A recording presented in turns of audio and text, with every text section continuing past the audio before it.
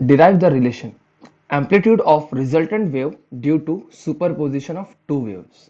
So यहाँ पर हमारे पास दो टाइप की वेव्स हैं, टू वेव्स होंगी और उन दोनों का सुपरपोजिशन, यानी सुपरपोजिशन का मतलब होगा उन दोनों का एक दूसरे के साथ मिलने के बाद क्या होगा, ठीक है, और मिलने के बाद क्या होगा एम्पलीट्यूड ऑफ रिजल्टेंट वेव, ये हमको डिराइव करना है। सो समझने के लिए हम पहले मैं तुमको आपको बता देता हूँ कि हमारे पास स्टार्टिंग में अवेलेबल है एक वेव। सो जस्ट मान लेते हैं कि ये एक वेव है, ओके, एंड एक और वेव है हमारे पास, ठीक है। अब एक और वेव है जो आ रही है, मान लेते हैं अभी ये इस तरफ से आ रही है, तो मान लेते हैं दूसरी वेव इस तरफ से आ रही है, ओके। सो ये दो वेव्स हैं। अब ये दो वेव्स जब आपस में एक दूसरे के ऊपर सुपर इम्पोज होंगी, यानी सुपर पोजिशन होगा, यानी वो दोनों वेव्स एक दूसरे से जब मिलेंगी तब क्या होगा, तब इन दोनों की वजह से, ये देखो मैं एक काम करता हूँ, यहाँ पर मैं एक ही जस्ट क्रस्ट लेता हूँ, ट्रफ का पोर्शन में निग्लेक्ट कर देता हूँ, बट जो क्रस्ट के साथ होगा वैसा ही सेम ट्रफ के साथ भी होगा आपको समझाने के लिए। तो ये क्रस्ट ट्रैवल कर रहा था इस तरफ, ये ट्रफ, ये भी एक और सॉरी क्रस्ट है जो ट्रैवल कर रहा है इस तरफ। थोड़े टाइम के बाद जब वो मीट करेंगे, जब वो मीट करेंगे तो ऐसे हो जाएंगे इस तरीके से। Just a second, okay. देखो ये जो पोर्शन है ना, ये पोर्शन मैं यहाँ पे कट कर दिखा देता हूँ, और ये देखो इस तरीके से वो दोनों मीट कर रहे हैं। तब उस टाइम पर देखो ये एक वेव बड़ी हो रही है। सो ये आइदर बड़ी हो सकती है, या देखो नोटिस करेंगे ये कब होगा, जब वो दोनों वेव्स अगर फेज होंगी, इन फेज, यानी फेज डिफरेंस पाई जो है इन दोनों के बीच का वेव का जो फेज डिफरेंस है वो जीरो हो, तब ये दोनों वेव्स मिल करके एक बड़े क्रेस्ट का फॉर्मेशन करेंगी, डबल एम्पलीट्यूड का। देखो पहले छोटे थे लेकिन अब जो दोनों मिल जाएंगे तो एक बड़े वेव का फॉर्मेशन करेंगे, एक बड़े एम्पलीट्यूड का। अगर ऐसा नहीं हुआ, वो आउट ऑफ फेज निकलती हैं, यानी फेज डिफरेंस हमारा वहां पे परफेक्ट पाई का हमारा फेज फेज डिफरेंस है और आउट ऑफ फेज है, तो उस केस में क्या होगा, जब एक वेव का क्रस्ट आएगा तो दूसरे सामने का उसके खड़ा हो जाएगा ट्रफ, और क्रेस्ट और ट्रफ एक दूसरे को कैंसल कर देंगे। जैसे हम ये एग्जांपल ले सकते हैं उसके लिए, तो यहाँ पर हम देख सकते हैं, यहाँ पर एक का क्रस्ट आ रहा है और दूसरे का ट्रफ, ये अनदर वेव का है, ये फर्स्ट वेव का है और ये सेकेंड वेव का है। सो जब क्रस्ट और ट्रफ सामने सामने आएंगे तो क्या हो जाएगा, ये दोनों को कैंसिल कर देंगे। सो ये दोनों कैंसिल हो जाएंगे और वेव, रिजल्टेंट वेव क्या बचेगी, कुछ भी नहीं, एक स्ट्रेट लाइन हम बोल सकते हैं कि रिजल्टेंट वेव कुछ नहीं। सो ये कुछ कंडीशंस हो जाती हैं, हम ये बाद में देखेंगे, बट हम पहले जनरली डिफाइन करेंगे कि जब भी दो वेव्स हमसे मिलती हैं आपस में, तो आपस में मिलते वक्त उनका एम्पलीट्यूड ऑफ रिजल्टेंट वेव किस तरह निकाला जाता है, उसका इक्वेशन क्या होता है। सो ये सब मैंने आपको समझाने के लिए बताया था, मैं इसको जस्ट अभी के लिए रफ कर देता हूँ। सो ये सब हमको चाहिए नहीं, ओके। सो हमको जो लगने वाला कंटेंट है हम उस पर फोकस करते हैं पहले, ओके। सो हम लोग क्या कंसिडर कर रहे हैं कि हम दो वेव्स को लेंगे, दो वेव्स को लेंगे। सो मैं एक काम करता हूँ, पहले लिख देता हूँ कंसिडर। आपको पेपर में इतना ही लिखना होगा जो मैं अभी लिख रहा हूँ, बाकी मैंने समझाने के लिए बताया था। Consider two waves of amplitude, of amplitude A1 and A2, ठीक है, और with same frequency, width of same frequency, दोनों वेव्स की जो फ्रीक्वेंसी है वो सेम हम एज्यूम कर रहे हैं, ऑफ सेम फ्रीक्वेंसी, ओके। फिर सेम फ्रीक्वेंसी है बट डिफरेंट, हम बोल सकते हैं यहाँ पर, हम मान लेते हैं जस्ट कि वो दोनों वेव्स हैं and they differ, and they differ, differ मतलब बोल सकते हैं उनके बीच में जो फेज डिफरेंस है उससे वो डिफर करती है, and they differ in phase by 5, in phase by 5। इसका क्या मतलब है इसको मैं समझाता हूँ। मान लेते हैं हमारी जो पहली वेव है, ओके। सो पहली वेव को मैं डिफाइन कर रहा हूँ जिस तरीके से यहाँ पे, देयरफॉर फर्स्ट वेव जो हमारी होगी वो हो जाएगी y1 which will be equals to, उसका एम्पलीट्यूड हम बोलेंगे यहाँ पे A1, okay, A1 sine omega T.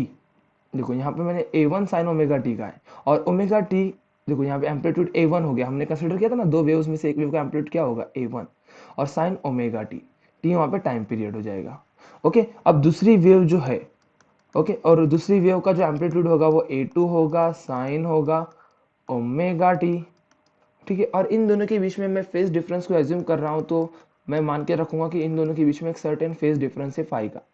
सो ये बोलने का मतलब क्या हो रहा है कि एक वेव दूसरे वेव से आगे या पीछे है, सो मैं जस्ट यहाँ पे अज्यूम कर लेता हूँ कि ये वेव यहाँ पर है, तो ये वेव दूसरी वेव यहाँ पर है। सो ये दोनों के बीच में इतना पोर्शन जो है ये फेज डिफरेंस है, और ये फेज डिफरेंस हमारे लिए फिलहाल फाई का है। तो इन दोनों के बीच में ये फेज डिफरेंस हम अज्यूम कर रहे हैं। फ्यूचर में हम देखेंगे फेज डिफरेंस है या नहीं है, तब क्या होगा on that basis. But general equation को ऑब्टेन करने के लिए हम सारी कंडीशंस को इनकॉर्पोरेट कर रहे हैं और हम अज्यूम कर रहे हैं कि दोनों के बीच में फेज डिफरेंस है। अब फेज डिफरेंस है तो क्या होगा इक्वेशन दोनों को कंबाइन करने के बाद। सो सिंप्लिसिटी के लिए फिर से मैं इसको रफ कर देता हूँ, और जब ये दोनों वेव्स सुपर इम्पोज होंगी एक दूसरे के ऊपर, ठीक है। So according to principle of according to principle of superposition, यानी दो वेव्स जब मिलती हैं तो क्या होता है। जब वो दोनों वेव्स मिलती हैं तो जनरली हम इस तरीके से लिखते हैं दैट दोनों का जो एम्पलीट्यूड, यानी ये जो एम्पलीट्यूड असल में ये है, बट यहाँ पे बोल रहा हूँ विथ टाइम जो उसका जो अभी हाइट है, यानी उसका जो वाई एक्सिस पे हमारा जो उसका पोजिशन है, यहाँ पर है यहाँ पर है, जो भी होगा पहले वाले का y1 और सेकेंड वाले का y2, दोनों सिंपल हम क्या करते हैं यहाँ पे ऐड कर देते हैं। ओके, सो ये करने के बाद हम यहाँ पर हम लोग बिगिन करेंगे आगे के लिए।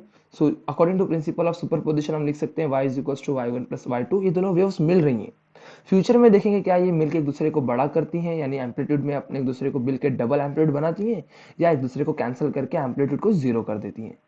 इस पॉइंट ऑफ व्यू को हम बाद में रखेंगे, और अभी के लिए हम यहाँ पर सॉल्व करते हैं और आगे जाके देखेंगे that y is equals to, हमने पहले ही y1 को डिफाइन किया था a1। ओके, मैं दिखा देता हूँ। हमने देखो y1 को डिफाइन किया था a1 sine omega T, okay, plus y2 हमने डिफाइन किया है a2 sign omega t plus five. ठीक है, ये दोनों वेव्स हो गई। अब इन दोनों वेव्स के अंदर बस आपको इन दोनों को सॉल्व करना है, इनके ट्रिग्नोमेट्रिक टर्म्स को कंबाइन करके इक्वेशन का फॉर्मेशन करते जाना है। Okay, so y is equals to a1 sine omega t plus, यहाँ पे आप देख सकते हैं यहाँ पे हमारा जो फॉर्मूला है साइन a प्लस बी का हमारा यूज होगा, sine a into cos B plus cos A into sine b. So मैं काम करता हूँ, फॉर्मूले को पहले मैं लिख देता हूँ यहाँ पर। ओके, फॉर्मूले को मैं यहाँ पे लिख देता हूँ, साइन a प्लस बी जो कि होता है sine a into cos B plus cos A into sine B, sine A into cos B plus cos A into sine B. मैंने जस्ट यहाँ पे फॉर्मूला लिख दिया। ओके, नेक्स्ट मैं क्या करूँगा, मैं उस फॉर्मूले के रिस्पेक्ट में अप्लाई करते हुए यहाँ पर सॉल्यूशन लूँगा और देखते हैं हमको क्या मिलेगा। मैं a2 को पहले ब्रैकेट के बाहर लिख देता हूँ और मैं इस टर्म को एक्सपांड कर रहा हूँ, जिसके अकॉर्डिंग मुझे मिलेगा साइन ए यानी साइन ओमेगा टी। ओके, मैंने साइन ए अप्लाई किया इंटू कॉस बी मतलब कौन है, कॉस 5 प्लस कॉस ए कौन है, omega t into sine B कौन है, 5। इन दोनों को मैंने कंबाइन यहाँ पे करके एक्सपांड कर दिया। अब सिंप्लिसिटी के लिए हम लोग क्या करेंगे, इन दोनों के a1 को अंदर मल्टीप्लाई कर देंगे, a1 sine omega t plus a2 sign omega T, just a second, okay, sine omega t into cos 5 plus यहाँ पे भी अंदर मल्टीप्लाई होगा a2 cos omega t into sine 5। अब इतना करने के बाद हम क्या करेंगे, नेक्स्ट जो हम यहाँ पर सॉल्व करने के लिए जिसके अंदर साइन ओमेगा टी है, देखो इन दोनों के पास साइन ओमेगा टी है, सो हम इनको कलेक्ट करेंगे। जो आपको इस प्रोसीजर को थोड़ा सा ध्यान में भी रखना पड़ेगा और 2-3 बार प्रैक्टिस करेंगे तो आ जाएगा। ओके, सो यहाँ पे हम कलेक्ट करेंगे तो हम नोटिस कर रहे हैं कि इन दोनों में साइन ओमेगा टी है। सो मैं इसको ऐसा लिख दूंगा, इनमें से साइन ओमेगा टी को कॉमन बाहर निकालता हूँ, यहाँ बचेगा a1 okay plus a2 cos 5। Okay, इन दोनों में से मैंने साइन ओमेगा टी को बाहर निकाला, तो ये रहा हमारा साइन ओमेगा टी। ओके, मैं इसको रफ कर देता हूँ। ओके, साइन ओमेगा टी ये एज इट इज हमारा a2 cos omega t into sine 5 into cos omega t sine 5। So इतना हो जाने के बाद नेक्स्ट हम जो करने वाले हैं यहाँ पे, हम यहाँ पे इसको सॉल्व करने के लिए ये इस तरीके की स्टेप को फॉलो करते हैं ट्रिग्नोमेट्री की। आपको जस्ट ये लाइन को आपको थोड़ा सा रेफरेंस पे ध्यान रखना होगा। हम क्या करेंगे, इन जो ये पूरी टर्म है हमारी यहाँ पर a1 plus a2 cos 5, a1 plus a2 plus a2 cos 5, इसको मैं सब्स्टिट्यूट करूंगा इस पूरी टर्म को मिला करके।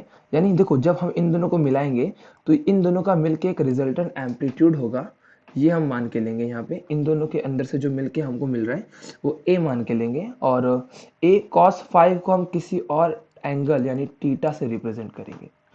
ये आपको ध्यान रखना होगा कि मैं यहाँ पर इन दोनों को कंबाइन कर रहा हूँ, a1 a2 cos 5। देखो a1 a2 दोनों है, यहाँ पर एम्पलीट्यूड जो हमारा होगा ये दो पार्ट में ब्रेक डे, एक a1 में ब्रेक डे, एक a2 का cos 5 है। इन दोनों को मिला करके मैं a cos थीटा, एक अलग टर्म जिसके बारे में अभी फिलहाल मुझे नोन नहीं है, मैं उसमें उसको सब्स्टिट्यूट करता हूँ। हमेशा हम इस तरीके से ही इसमें सॉल्व करते हैं ताकि सॉल्यूशंस को ला सकें। हम इसको एक सब्स्टिट्यूशन मेथड भी कहते हैं, ठीक है। अब यहाँ पे हम नोटिस करते हैं इसमें क्या होगा।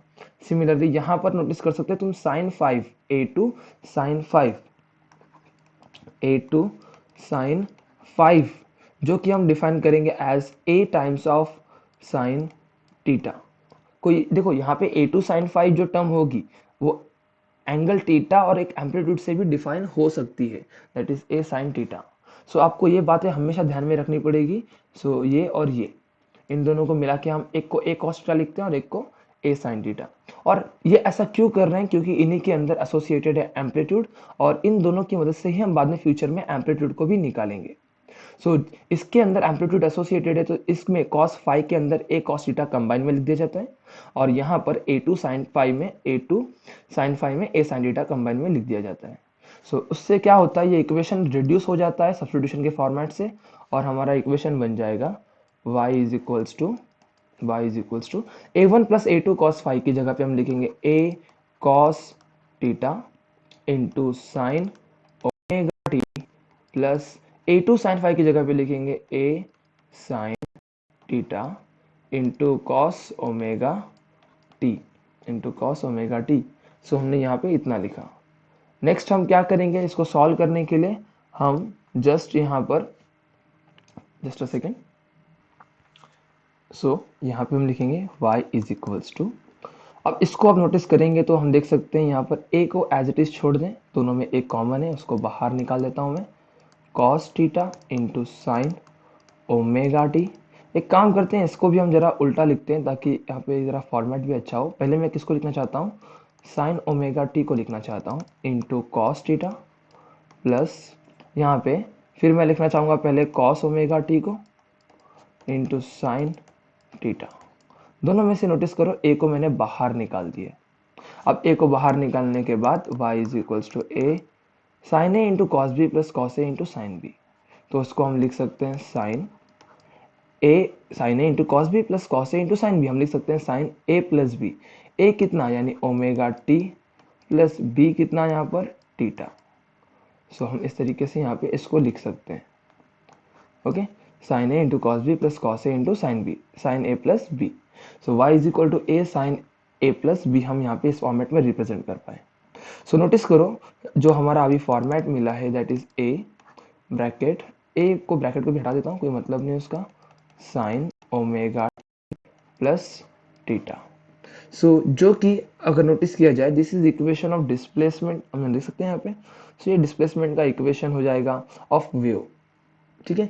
ये हमारी वेव का इक्वेशन भी हो जाएगा। जो अब हम इसको देख करके हम यहाँ पे लिख सकते हैं that is this is the equation for displacement, this is the equation for displacement. और साथ ही साथ हम लिख सकते हैं, यहाँ पे हम देख सकते हैं इसकी जो फ्रीक्वेंसी है, जो हमारा डिस्प्लेसमेंट है ऑफ रिजल्टेंट वेव को भी कंप्लीट लिख देते हैं पहले, ओके। रिजल्टेंट वेव और जिसकी फ्रीक्वेंसी क्या है, सेम है, हुज फ्रीक्वेंसी कौन, ओमेगा, ओके। देखो दोनों में ओमेगा ही मिला है, रिजल्टेंट में भी ओमेगा मिला, शुरुआत में भी ओमेगा ही थी। Whose frequency is same as that of interfering waves, interfering यानी हमारी जो दो वेव्स मिली थी उनकी जो फ्रीक्वेंसी थी ओमेगा, तो हमारे रिजल्टेंट वेव की भी वही फ्रीक्वेंसी मिलती है हमको ओमेगा। अब क्या करना होगा, ये हो गया हमने डिराइव किया दोनों का रिजल्टेंट एम्पलीट्यूड यानी डिस्प्लेसमेंट का जो हमारा इक्वेशन है उसमें। अब हमको पता करना है condition for maximum amplitude. Okay, condition for maximum amplitude, ये किस तरह पता करेंगे। सो नोटिस करो, मैंने ऊपर हम जब सॉल्व कर रहे थे, जब हम लोग ऊपर सॉल्व कर रहे थे तो हमको ऊपर एक टर्म मिला था, हमको ऊपर एक टर्म मिला था। वो क्या था, नोटिस करो, यहाँ पर हम देख सकते हैं इसको, हमको ये टर्म मिली थी, नोटिस कर सकते हैं यहाँ पे ये दो टर्म मिली थी।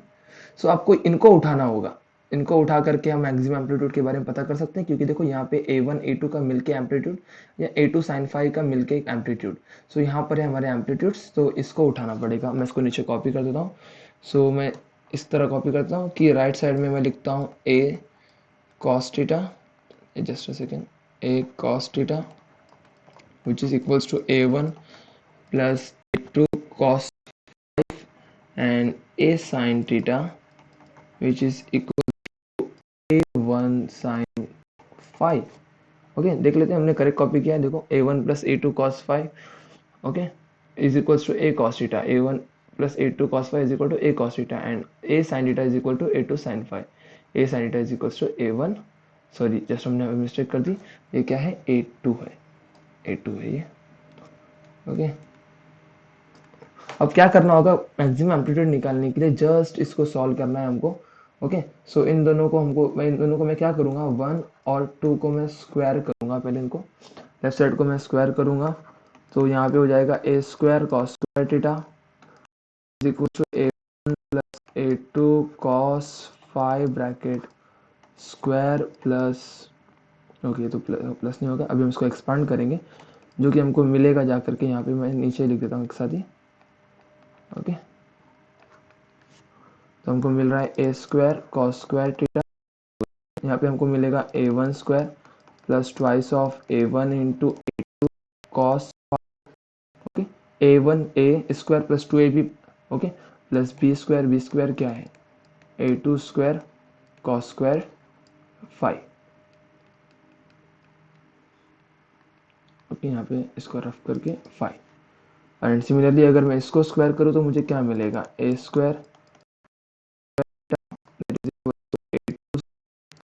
Sign square five. ओके, अब इन दोनों को ऐड कर दो, LHS को LHS पे ऐड करो, RHS को RHS पे ऐड करो, सो हमको मिलेगा a square sine square cos square theta that is A2 sine square plus A1 square plus twice of A1 into A2 twice of A1 into cos 5 plus A2 square cos square.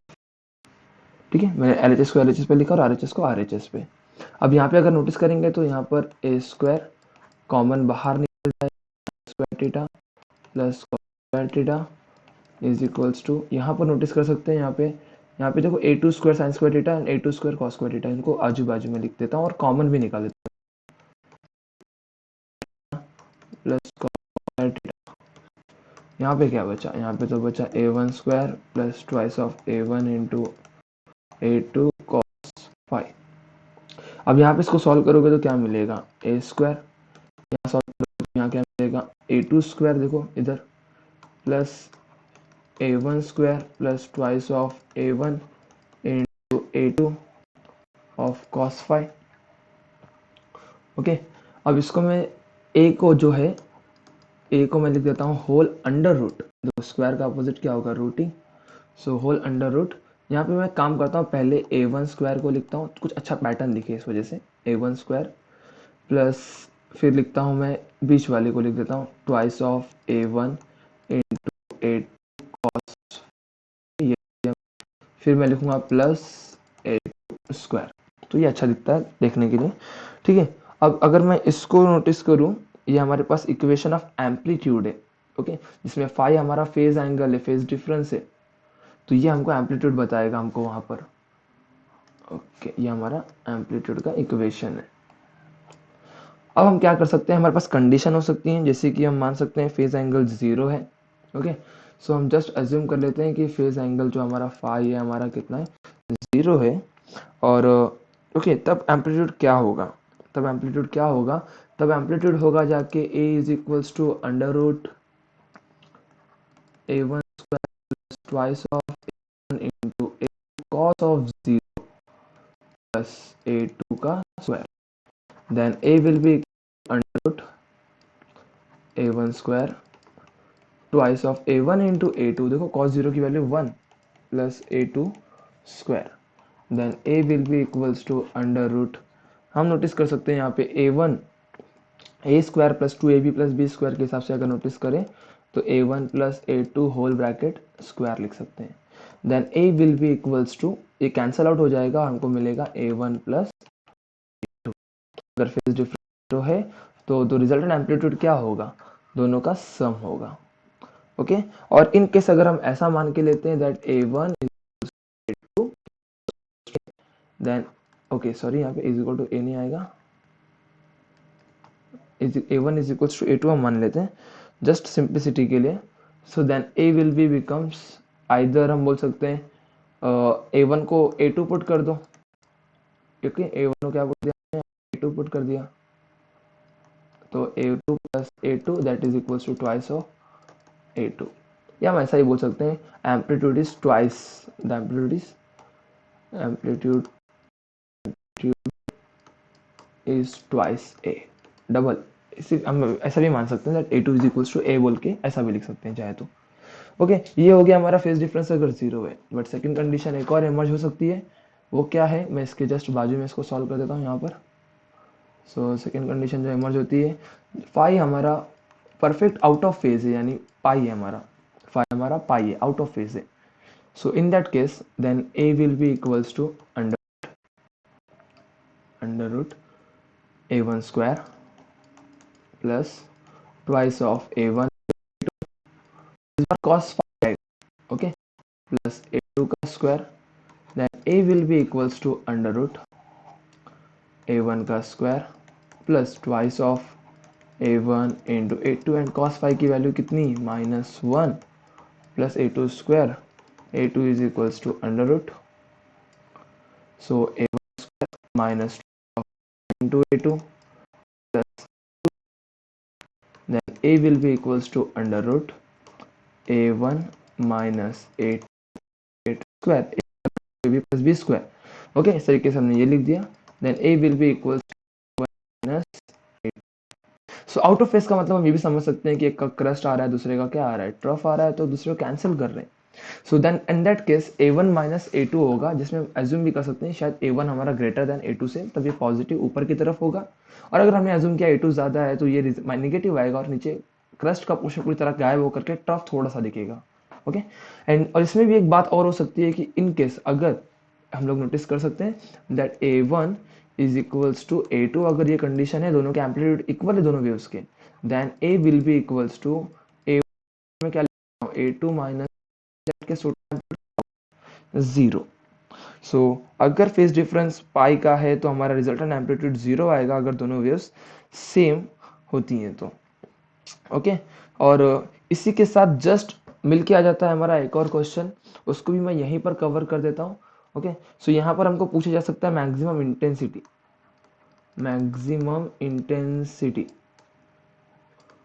Maximum intensity निकालना बहुत ही आसान question होगा। Okay, maximum intensity मतलब सबसे ज़्यादा amplitude कितना, मतलब intensity of wave क्या है, सबसे ज़्यादा बड़ी वेव कितनी हो गई। सो इन दैट केस हमारे पास दो कंडीशन बनती हैं यहाँ करके। ओके, हम लोग क्या लिख सकते हैं, when phi is equals to 0 था, तब हम क्या लिख सकते हैं, हमारा जो इंटेंसिटी जो मैक्सिमम होती है वो प्रोपोर्शनल करती है a1 a2। ओके, ए मैक्स को प्रोपोर्शनल करती है, मैं काम करता हूँ यहाँ पे ए मैक्स लिख देता हूँ, ये ए मैक्सिमम एम्पलीट्यूड को प्रोपोर्शनल होती है, ज़्यादा एम्पलीट्यूड मैक्सिमम होगा तो इंटेंसिटी भी मैक्सिमम होगी, विच इज इक्वल्स टू, हम लिख सकते हैं यहाँ पे दैट इज मैक्स एम्पलीट्यूड, हमको पता है दैट a1 प्लस a2 ही हो सकता है max amplitude. And similarly the minimum intensity, okay यहाँ पे मैं ये भी लिख देता हूँ मैक्सिमम, ओके, ऊपर लिखा हुआ है, उसी से हम कोरिलेट कर लेते हैं। ओके, सो मैक्सिमम के लिए हो जाएगा। और सिमिलरली अगर हम बात करें minimum intensity, so minimum intensity कब होती है ये कंडीशन, इस केस में हम लोग देखेंगे जब मिनिमम एम्पलीट्यूड यानी 0 मिलता है, और वो कब मिलता है, जब फेज डिफरेंस कितना हो, पाई का। तब हमको I mean is proportional to, हम देख सकते हैं ए मीन को होता है, and that is nothing but a1 minus a2 bracket square. So ये मिनिमम अगर एम्पलीट्यूड सेम है तो मिनिमम इंटेंसिटी 0 मिलेगी, और ये अगर इक्वल है तो मैक्सिमम एम्पलीट्यूड हमको ट्वाइस ऑफ ए मिलेगी। So therefore intensity of the maximum intensity is maximum when two waves interfere with phase, यानी phase difference 0 होगा, एंड उसकी इंटेंसिटी मिनिमम होगी जब वो आउट ऑफ फेज होंगे। ओके,